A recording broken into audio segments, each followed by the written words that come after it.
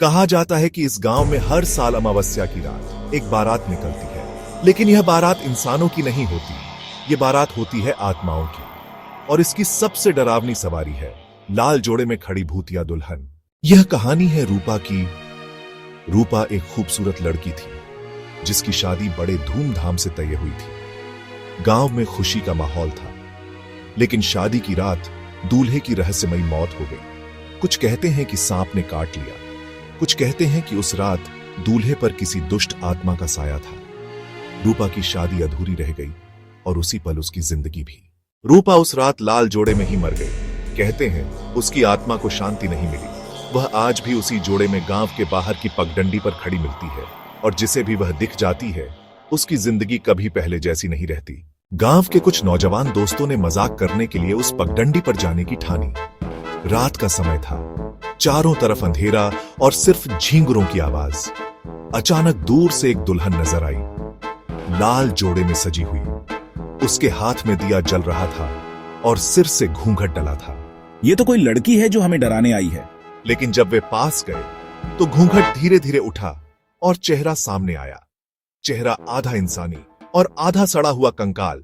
दोस्तों ने चीखते हुए भागना शुरू किया, लेकिन उनमें से एक पीछे रह गया। उसने जब पलट कर देखा तो दुल्हन उसके सामने खड़ी थी।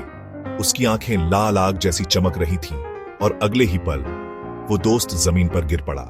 सुबह गांव वालों ने देखा कि वह बेहोश था, लेकिन उसकी आंखें हमेशा के लिए सफेद हो चुकी थीं। वह कभी बोल नहीं पाया। गांव के बुजुर्गों का कहना है कि हर अमावस्या की रात रूपा की अधूरी बारात निकलती है। ढोल बजता है, शहनाई बजती है और बाराती चलते हैं, लेकिन जब कोई ध्यान से देखे तो पता चलता है कि उन बारातियों के सिर नहीं होते, उनके कंधों पर सिर्फ खोपड़ियां रखी होती हैं। रूपा की आत्मा हर साल किसी जिंदा इंसान की तलाश करती है। कहते हैं अगर उसे कोई युवक अकेला मिल जाए तो वह उसे अपने साथ ले जाती है, उसके साथ शादी करके अपनी अधूरी बारात पूरी करने के लिए। एक बार गांव का ही एक लड़का अपनी हिम्मत साबित करने के लिए आधी रात को उसी रास्ते पर गया। कहा अगर सच में भूत है तो आज मेरे सामने आकर दिखाए। अचानक ढोल शहनाई की आवाज तेज हो गई। लाल जोड़े में दुल्हन उसके सामने खड़ी थी।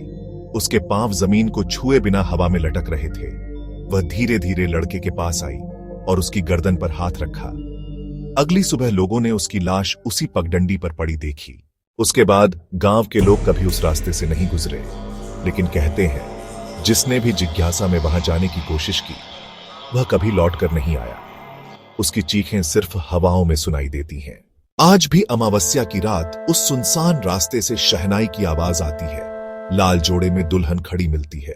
उसकी आंखें अंधेरे में जलती हुई दो लाल दीपक जैसी लगती हैं। वह आज भी किसी इंसान का इंतजार कर रही है ताकि अपनी अधूरी शादी पूरी कर सके। तो दोस्तों, क्या आप कभी ऐसी जगह जाने की हिम्मत करेंगे? क्या आप उस भूतिया दुल्हन से नजर मिला पाएंगे? सोचिएगा जरूर, क्योंकि शायद अगली बार उसकी बारात में दुल्हा आप ही हो।